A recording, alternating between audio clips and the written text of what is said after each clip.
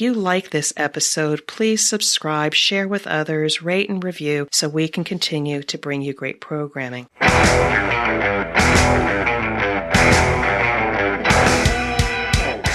is The Thing About Cars, a podcast for car enthusiasts and the people who love them.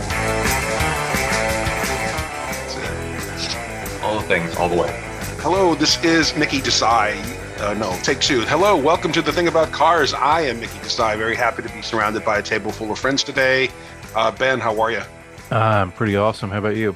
I'm pretty awesome. Suzanne, what's going on? It is a beautiful day to be out in a convertible. Oh, that is true. That is very true. Tim, how goes it? Feeling racy. Thank you. I expect no less. And Misty, it's over across the pond. How are you? I no longer look like I've committed multiple murders, so I think that's a plus. Right down just a single murder. Yeah. Yeah. It's it's just me and the crows. Were you covered in blood or something? What happened? No, it was just red paint. But it looked, from a distance, it looked rather ominous. Yes. Well, you've heard about that guy who got a visit from the cops because his Halloween decorations were too realistic and too gory. Yeah. Yeah. I thought about going for that, but considering I now live in the center of town. On the one hand, I think it's cool. On the other hand, it's like the whole element of Halloween is supposed to be a departure from reality. Like I want something that looks sinister, but I don't need it to look realistic. Anyway, that's just me. So as usual, our guest, we don't have one, but I have a couple of quick topics, and I think we've got some trivia that Dawn actually brought to us today. Unless you've got something, Tim. I do, but if you want to go with Dawn's, we'll go ahead and get that out of the way. Let's do all of them. Let's start yours. Let's make yours the official Grand Trivia Auto, and then we'll just talk about Dawn's stuff. Yes, except I gotta pull it up here. So okay, why don't we go Dawn's first, and then Okay, cool. So Dawn's has two questions, and she asks, and she's busy doing adulting stuff today. So Dawn asks, do you know why the Michelin Man is made of white tires, and how the Michelin star rating of restaurants began? And I think we've talked about this back in the early history of The Thing About Cars, but let's do it again. So do we know why the Michelin Man is made of white tires, not black tires? Yeah, I do. And, yeah. Suzanne, Misty, you guys know? I think I do. I think I know. Yeah. Suzanne, why is it? Why do you think? Oh yeah, come to me with the think I know. Because originally when they made tires, weren't they white? Or That's like exactly the inner tubing's white and Yeah. That's exactly right. Yes, natural latex rubber is white, and you have to add. They later realized that adding carbon black to it helped its ability to shed heat and made the tires last longer. That's exactly right. This is when 5 miles an hour was an awesome top speed. Yeah, Right. Back in the horseless carriage era. Yeah, this was also Yes. back in the days when women were advised to not ride trains that went 30 miles an hour because their uterus might just migrate Right. Yes. in their bodies. Oh my. Well, are we sure we didn't start to see the decline in society when women started to ride on trains? I don't know, but my uterus migrated right out into the hazardous waste at the local hospital. So we got that going for me. Hey. Ah. Awesome. Okay. And the second part of Dawn's question is, how did the Michelin star ratings of restaurants begin? Anybody want to take a hazard at that? I think it was Michelin was trying to encourage people to take more car trips. Yep. And they said, well, while you're out and about, you should, us being French, we're all about the fine food. And here's where you can find some fine food. Yep. I was about to say there was a French element to it of snobbery and, It was all about getting people to drive. That's exactly right. And it worked. Yeah. And now we're trying to go back the other way, and it's not working, at least not here. Well, and not to give them a shameless plug, but I have always gone back to Michelin tires. I don't know what it is in terms of, personal preference or what, but every other set of tires I've ever tried, Michelin has always performed better for me than anything else I've ever tried on my cars. I don't know what you guys think. Well, maybe you need to be the new tire guy for the FIA, because Pirelli once again got that contract, and I'm like, why? Why? Well, I think in general, Pirelli does a fine job with their Formula One tires, and Michelin does a fine job with their sports car tires. Yeah, that's right. I just would like to see something, I don't know. Maybe I'm weird and don't say it. We already know the answer to that question. I just think I think it would add an extra certain, je ne sais quoi, if you had two manufacturers, and the ability, to choose between the two per race. Oh, okay. So Yeah. that could be interesting. Yes, because that would go ahead, Yeah. Suzanne. No. I was just saying, but isn't part of it that everyone has to have some of the same, so there's not an advantage. Right. Well, that, and it also destroys the value of the advertising contract for the tire supplier. Right. The marketing spend, yeah. Yeah.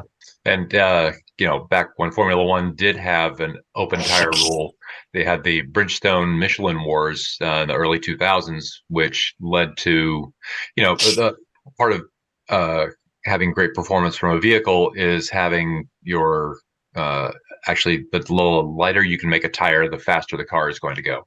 And at the 2005 US Grand Prix, which was held at the road course version of the Indianapolis Motor Speedway, Michelin found out their tires could not handle the additional download imposed when the cars came out of the final turn, which was banked out onto the main straightaway, and experienced a couple of failures in practice and qualifying, and then asked for the course to be changed, which there was no reason to, because this is you knew this is the course we were going to. You should have designed an appropriate tire. And the 14 cars out of the 20 car field, I believe, that were entered in the race did not start the race. So it was a 6 or 8 car Grand Prix. It was, yes, it went from Formula One to Farce One. And I will also add that the equal equipment kind of stops at F2. Yeah. Yes. Yeah. Then it becomes to, how much money can we sink into this? Yeah. And I know people have heard me say this for at least 2 years, if not longer, because you have, in Formula One right now, you kind of have the Lewis camp and you have the Max camp, and then you have the, the super weirdos in the back going, Lando. I love Lando. Or Pastry, which is our nickname for Oscar Piastri. I would love to see them in equal cars. Oh yeah.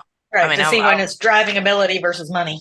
Yeah. Well, part of it, but part of it is also being able to design a car around a particular driver's capabilities and preferences. Yeah. Which is why, Max Verstappen's teammate has won a couple races this year and has also crashed out of several races this year, because there's certain tendencies that the Red Bull car has that Checo has a hard time. Sorry, Sergio Perez's nickname is Checo. He has a hard time coping with some of that at the limit, especially on some of the high speed turns. Yeah, poor Checo. Right. There are numerous times he has driven straight to the scene of the accident. Right. Poor dude. Tim, do Grand Trivia Auto. Okay, all right. So what was the last new car sold with a front bench seat? Was it the 2016 Chrysler 300, the 2016 Chevrolet Impala, the 2016 Ford Fusion, or the 2016 Buick LaCrosse? So Chrysler 300, Chevy Impala, Ford Fusion, Buick LaCrosse with a front bench seat. So that is interesting. I'm trying to, and they're all 2016s. There'd be a truck in there, but there's not. Right. So what, they all went to buckets after that? Right. And a center console for the. Right. Yeah. And if you were lucky, you got a set of tie downs with the bucket too, so it didn't go sliding around the cab. With several cup holders, you were saying, Tim? Oh yeah, that was the main design feature of cup holders. That's how you judge the quality of a vehicle. How many cup holders does it have? Right. That's right. All right. So we'll figure that out. I don't know what you guys have got, but some friends of mine have put some topics on my plate I thought we should talk about, and we can augment that with other stuff if we have time. But my friend Suzanne has a Kia Soul, and she says every time she goes to her dealership for work, they always say, "Oh yeah, we can get that for you in a couple months." So at first it was like a transmission repair or something. "Oh yeah, we can finish that for you in a couple months." And then later, most recently, she needed a new gas cap. oh yeah, we'll order that for you. We'll have that in a couple months. Wow. To which I'm like, just go to Rock Auto or eBay or whatever and buy one and have it mailed to you and put it on. I'll put it on for you. And stop at your local auto parts store on the way home. Yeah, so, I mean, for a gas cap, I'm like, just go to, I don't know what y'all have over there anymore. Yeah, no, it's all the usual suspects. Yeah. So her question was, what's going on with Kia? Why can't, apparently it's a staffing issue that prevents them from being able to do some of these things quickly. And she wants to know what's happening with Kia, that they can't get adequate staffing within their shops. And I thought that's a decent question. Do we see this across other dealerships? Are there not techs that are, available, or parts departments so backlogged that they can't get a gas cap within a couple months? What's the situation? Do you guys know? Yeah, I'm wondering if it's a supply chain versus staffing, right? Yes. Because fair bias warning. I work for UPS, so we're very familiar with supply chain, and I'm not sure how much of Kia the parts are made in the U.S. I know the cars are assembled here, but how many of the minor parts are made in the U.S., and that could be one of the bigger issues. I mean, my Ford sat in a lot in Detroit for 6 months waiting on a chip. Yeah. Before I got it. So yes, and I've our friend Kathy. She was waiting for a catalytic converter for her, and now that I think about it, I think she does drive a Kia. And waited for that for 2 or 3 months to come in. Well, I needed a new window lift, a new motor for my driver's side window for my Mazda, and I don't know if my dealership just manages to have those parts in stock, or if the logistics are better on this side of the pond. But I mean, it was a couple days. Yeah, I mean that's the whenever you have a supply chain, the hardest part is when you have the original supplier, you have to figure out how many of these parts are you allocating for brand new vehicles, and how many of these parts are going to be going out for, repair situations. And of course, your moneymaker is selling the car new. Of course. Yeah. So, but they also try to turn their shops into revenue streams for the dealership. Sure. Yeah. Because that was the whole thing that led me to abandoned the dealer that I bought Claudette from, and actually drive 30 minutes down the road, because we were trying to lease yet our 4th, 5th car from this guy, and he was whining that he was going to lose 200 to 300 euros, and I'm like, yeah, but you're going to get service for mine, you're going to get service for the CX-5. Right. Not to mention all the free advertising you're getting because your name is on the little license plate holder, and storing the winter tires for the CX-5 and putting the tires on and taking the tires off. And then I was like, fine, I'll just go somewhere else. And I did. So that's weird though, because like I said, I haven't experienced anything, with mine, and I've only had that one repair part needed, and I realized that mine is Japanese versus Korean. So, I don't know, maybe South Korea is struggling a little bit. Well, they're working 60-hour work weeks is typical, I think, in South Korea. Yeah.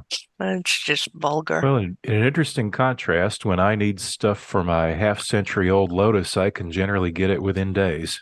But I'm also not going through, manufacturer or anything. I'm going through a completely aftermarket, parts chain. Yeah. I get most of my stuff from a guy in Pennsylvania who probably buys it in bulk from the UK a couple times a year. Right. But, if I send him an email, today, the part will be on my doorstep Wednesday. Yeah. And that's the problem with going to a dealer, is that they're very rarely going to sell you a non-OEM part. Yeah. Right. Because not that it would void the warranty, because it performs the exact same function, but they've got certain agreements with the manufacturer that we're only going to sell your OEM parts.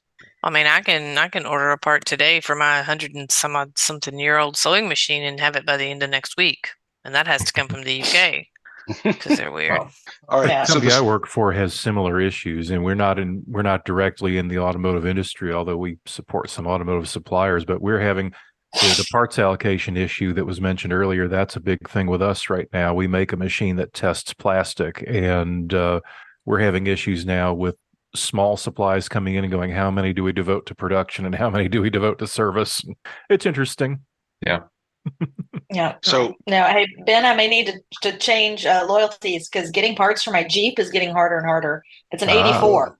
And wow. And I honestly cannot find a person in the state of Georgia that will work on an 84 Jeep.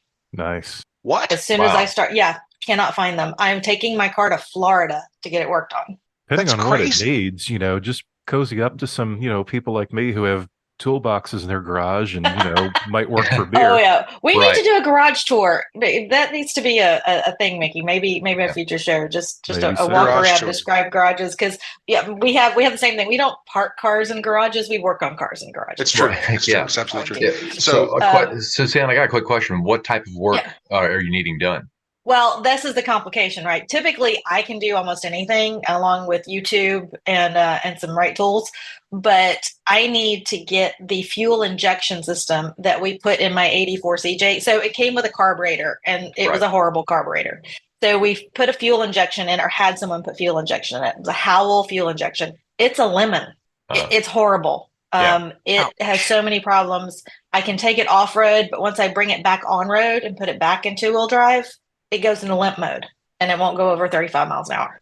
That's very strange. Which is extremely strange. We've tried, trust me, we've gone down the list of things to try. So we're taking it back to the guy that put the Howell in it, and he's going to rip it out and put it out. Anything other than that, I could probably do. Okay. But I did watch the YouTube video. No, but I will. But I will lay hands. We need to lay hands on the CJ7. I'm ordained. That was I'm ordained, Misty, so I can. Yeah. You can perform an exorcism. Yeah, sure. Wedding this week, exorcism next week. It's all just part of the purpose. I like it. No, the reason I think why that was the advice for Dave's Jeep when Dave's Jeep was having issues. I had a list of things, and I said, "Okay, have you tried this? Have you tried this?" And the last one was like, "Have you thought about an exorcism?" Yeah, and Suzanne, the reason why I asked what type of problem it was because, the first bell that went off in my head was, I bet she has a fuel injection issue, but I was thinking that it would be a factory fuel injection system, because cars of that era, now you can plug in a universal code reader and find out what's going on that's wrong. Anything from the early 80s to early to late 80s was very manufacturer specific. And you had to have like the factory diagnostic tools in order to diagnose what's going on. We did plug in the code reader. We did get one. We figured out how to make that happen. It's an O2. It's an oxygen issue. We've replaced the oxygen sensor. We've replaced part of the muffler system. We've gone through and done everything we can think of for oxygen, but that's the code it's throwing. Right. Yeah. So. And that could be anywhere in the line, from all the way for the wiring, the pin that at the connector to the ECU that is, got an intermittent connection. But, doing what I should have done first and getting on some blogs and reading about the Howell fuel injection system, across the board, it's a lemon. I don't know how they sell it, right? Because I didn't run into anyone online that said, no, this is a great thing. So we've decided to pull the plug, and we're going to take a nice trip to Florida and get it replaced. Well, I mean, they've been selling Jaguars all these years, so. Yeah. So, Suzanne, there is a Jeep shop way up in the hills around like Canton or something like that. I don't know if you're familiar with those guys. They do a lot of off-road conversions. And I drove by, and there's nothing but old Jeeps in their yard. I didn't know if they were on the radar. Yeah. Probably not. But I would be interested to take a picture of the sign and send it over. Next time I drive through that area, I'll shoot it for you. But I'm always interested. So the next thing I wanted to put on the table, if that's okay, is my friend is selling his 2017 Fiat 124 Spider Lusso, which I put in the chat. And Ben has said, yes, there's an MX-5 under that skin. It's basically a Miata or an MX-5 with some upgrades. Ben, what are those upgrades? Do you know? I keep forgetting to read up on this, but I understand the Fiat version has about 30 more horsepower, and I think it's better looking than the Mazda version. Yes. I'm sorry, what? Cover your ears, Misty. Well, the current generation of MX-5, I think, has a bit of unfortunate styling. I think its front end kind of looks like the face of a catfish. You do realize that when a woman says, "I'm sorry, what?" she understands exactly what you said. She's just giving you the opportunity to correct that mistake. Okay, I just wanted to make sure you were aware of that. And I stand by what I said.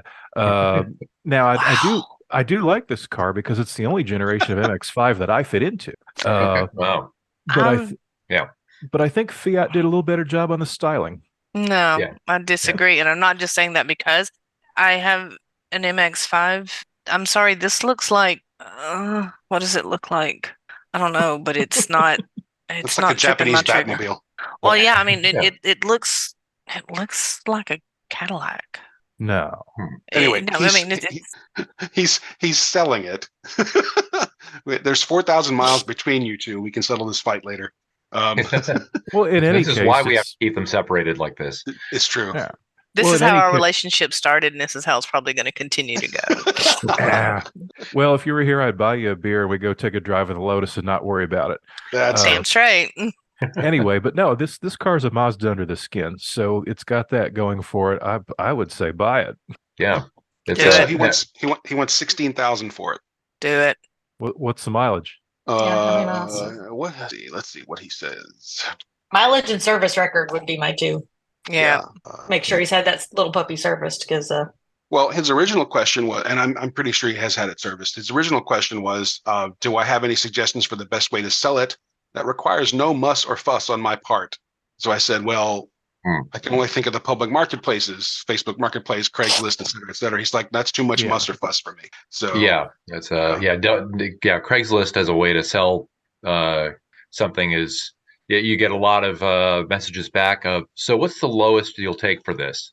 And is this car for sale? And then taking something you listed in the description of your car and going, does this thing actually have that thing that you said was in there? Yeah. Or not actually. They just they just ask a blind question without actually reading your description.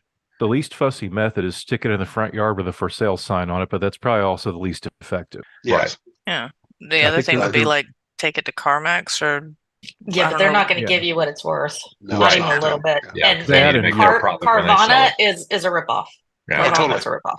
That and any kind of dealer or consignment or anything, you're going to wind up sitting there for 2 hours filling out paperwork. Yeah. In my history, if there's an automotive forum for every niche of vehicle out there, and there's probably one out there for that's probably the best particular model. Or find a Facebook group for that. A group, not the marketplace. Because Auto Trader is not your friend. Yeah, right. In most cases, dealing within an enthusiast group is a good thing. Not in every case, but in most cases. Yeah. Right. I mean, because they will be able to pick it apart for every flaw that it has, but they also know, they all do that. So yeah.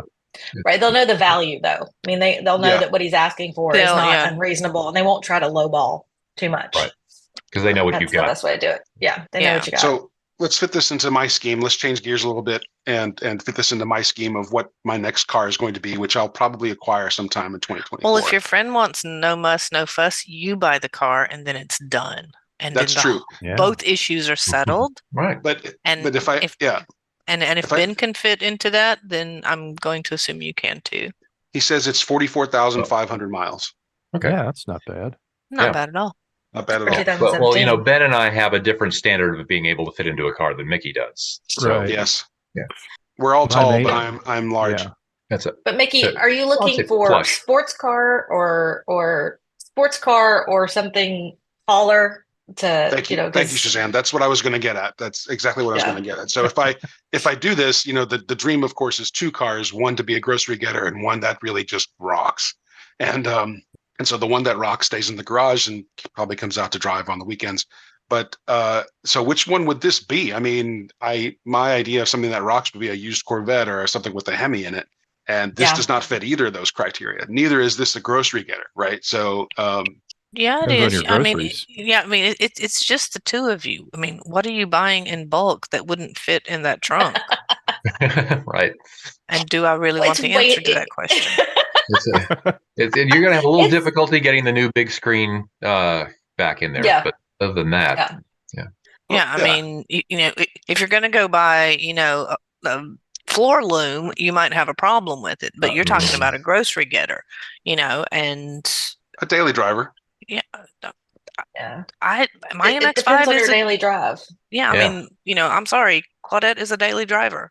I mean, she's just fine. I have no problems. Friday I was in the office. It was all hands meeting, company event, blah, blah, blah, blah, blah. So I had not only my laptop bag, but my usual backpack, plus an extra bag, because I honestly couldn't decide which corset I was going to wear Friday night. That was my problem. That was, See, I mean, that's a problem, and, for a small household, I don't have, I'm not struggling, with groceries. And I mean, her trunk is, for all that her backside is absolutely a work of art, that trunk is small. But, for general groceries, I don't have a problem. It's the Costco trips. It's the crate load of toilet paper. It's stuff for the house that might include furniture and stuff like that. So, but if you're going to get furniture, go to Home Depot and rent one of their pickup trucks for $25 an hour. Yeah. Okay, that $25 that's a scam. It's always more than that. That's just a scam. Yeah. Having done that, that's just a scam. But it depends. If you're, like now I'm driving from Smyrna to Alpharetta, which Misty probably doesn't make sense to you, but so my daily drive makes perfect sense because I've lived in both places. Yeah. So my daily drive got a lot longer when we went back to the office, which is one of the reasons I have a hybrid, right? Is because I'm getting 24 miles a gallon, not 14, which is why I don't have the Raptor R, because it would be 9. So those are those decisions. But, daily driver, there's a Prius out there with your name on it. But that's very true. That's, I would spend the money on the car you want to take out on the weekends and put the top down and have the wind throw through your hair, or things like that. Yep. Okay. No, I'm sitting here and I'm looking, and keep in mind I am looking at a Dutch site for this, but I'm going to assume that the numbers aren't far off. Maximum koppel van 240. 6.6 for 100. Could you whisper that, Misty? Because I like that. Is that the dirty talk we were looking for? Looking at the gas mileage on that, it's comparable with the MX-5. Yeah. And you know that my MX-5, that Claudette will just beat the absolute non-existent pants off your current Honda Accord when it comes to gas mileage. Yeah. And I think that's the closest I've ever seen to actual tears when I told you what her actual highway, which is where I tend to drive her the most. Yep. What her actual, gas mileage was. So I'm saying, you're a 2-car family. 1 car is the grocery car. 1 car is the fun car. Oh, it'll be a 3-car family. It'll be a 4 actually, because my wife does not want to get rid of her. I see that, Suzanne. She wants to keep her 92 Tercel. She's the original owner. She just wants to baby that car forever. So then she'll have her second daily driver, and the Tercel will become a collectible, I guess. Okay. Yeah. So here's what you do. Her daily driver can be the practical one. You can get the Spider and a Hemi Charger. Oh my gosh, those cars are so awesome. A Hemi Charger. Problem solved. Thank you, Ben. The sound of that car, just. So last thing, and then I know we just got a 10-minute warning here. So, but we went to a car show, Ben and I last week, I guess. But thank you, Suzanne. We got something in chat from Suzanne. And one of the things that there were these Corvettes there, and so I was talking to some of those Corvette owners, and I was saying, look, this is my choice or my dilemma that's coming up. Do I get a used Corvette? Do I get something with a Hemi in it? And the one guy very wisely said that the Corvette crowd is a little older, the Hemi crowd is a little bit younger. And I'm like, oh, now that's an interesting thought. If I join a Corvette club or something, am I going to be surrounded by kids, or is it the other way around? And so that will probably, I'm ashamed to say that may actually factor into the decision. It's like, do I want to be hanging around a bunch of knobby kids who, don't know how to treat their engines or something like that? But I think the Corvette crowd is going to be a little more rational too. I say this from a little bit of experience because my dear wife has a Dodge Challenger, and in the interest of just being knowledgeable and up to date on things with that, I joined a Charger and Challenger owners group online, and oh my God, Really? What a bunch of, it's nothing but immature squabbles and putting each other's cars down. Oh my gosh. Yeah. They still have the Hellcat version of that out there? Yeah. They do. Well, they're all going out of gosh. production soon, but yeah. Yeah. That's unfortunate. I'll pass. I mean, I've even passed on joining a roadster group here because I was just like, that'd be cool to do these kind of planned trips and everything. But in general, I hate people. Yeah. Well, that's what I put in the chat. The Jeep, if you decided to come to the dark side and go to Jeeps, right? The Jeep crowd's a little bit stranger and different. And I've joined a lot of different Jeep groups here in Georgia. And you've got the ones that don't care about body damage, right? They're just going to run it harder and more right foot to get up the hill.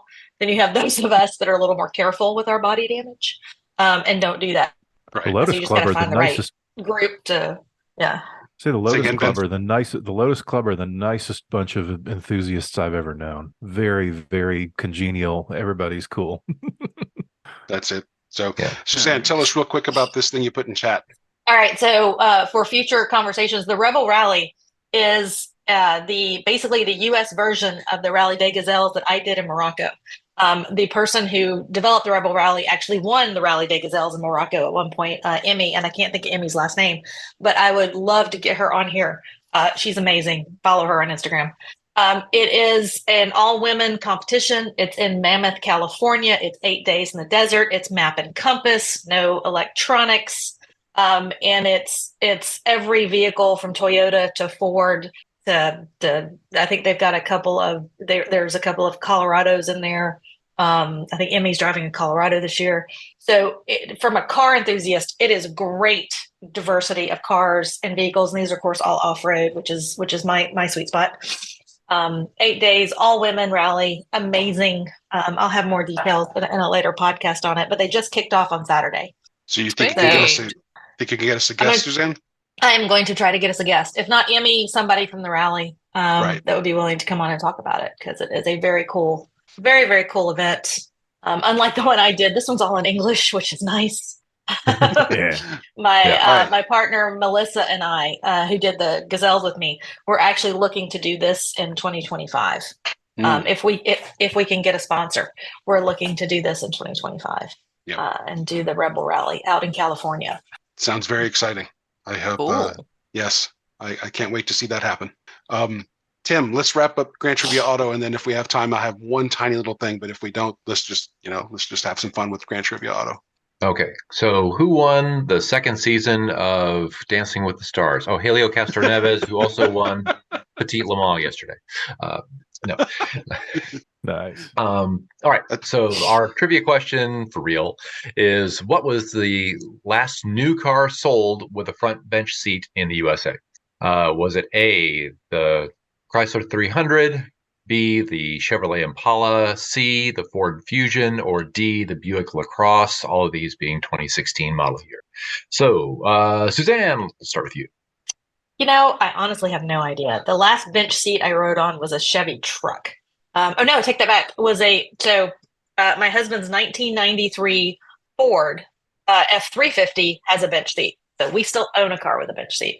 But I was going to say Buick, just because I think they are so behind the times with everything they do that I'm just going to default to Buick. All right. Misty? Yeah, I was like, okay, Impala, that's history, but then I was kind of going off into Suzanne's territory of, it's your grandmother's car, so I'm going to have to go Team Buick too. Okay. All right. Ben? Oh, goodness. My gut says the Chrysler, but it's the wrong generation for that, really. But I'll go with it just for what the hell. Okay. All right. And Mickey? I'm going to go Impala for no good reason at all. I think the last bench seat I actually physically saw was in an Impala. Okay. Yes. And my mom drove a early 2000s Impala for quite a long time with a front bench seat, which, yes, shows you the market segment. And the answer is B, the 2016 Chevy Impala. Chevrolet was the last holdout when it comes to a front bench seat in a car when it discontinued the Impala Limited sedan following the 2016 model year. The fleet-only vehicle offered 3 front seating positions, courtesy of its 40-20-40 split on the front bench. Despite the fact that no cars are available with the feature now, 3 across bench seats remain available in various trucks and SUVs. Right. Well, I like a good old bench seat. That's the only way you can ride Alabama style. I kind of miss the bench seats too. Yeah. Mm-hmm. You can get behind the wheel and your wife or whoever it is next to you and just curled up on you and just right. Exactly. Yeah. Right. Riding Alabama style with a Carolina squat. What's a Carolina squat? That's when you jack up the front end of the truck only. Yes. Lower the rear. Yes. So that your headlights point to the sky and your forward vision is obscured, but you look like you're accelerating all the time. It's the silliest thing I've ever seen. And has now been made illegal through some legislation by the smarter people in Carolina than the ones who had modified those vehicles. Right. For once, government works for us. Thank you, because that is indeed an abomination unto the Lord. So saith Mickey too. Yeah, it's wrong. Thanks, everybody, for joining us for this episode of The Thing About Cars. We really appreciate you joining us all the time. Please send us your suggestions, your car questions, complaints, whatever you got. We'll take it. thethingaboutcars.com. And what else am I forgetting, you guys? That's it? Where you can find us online and donate to us. All that stuff. That's right. Please, we do have a Patreon. We do have folks who are starting to use our little Patreon. Every penny goes towards building a little marketing effort on our behalf, which helps us reach more people and have more fun with folks across the country. So we do appreciate your support. You guys take care. We'll see you with another episode in about a week. See ya. Later. Bye. Ciao. Bye. Thank you for listening. This has been The Thing About Cars. We'll see you on the road.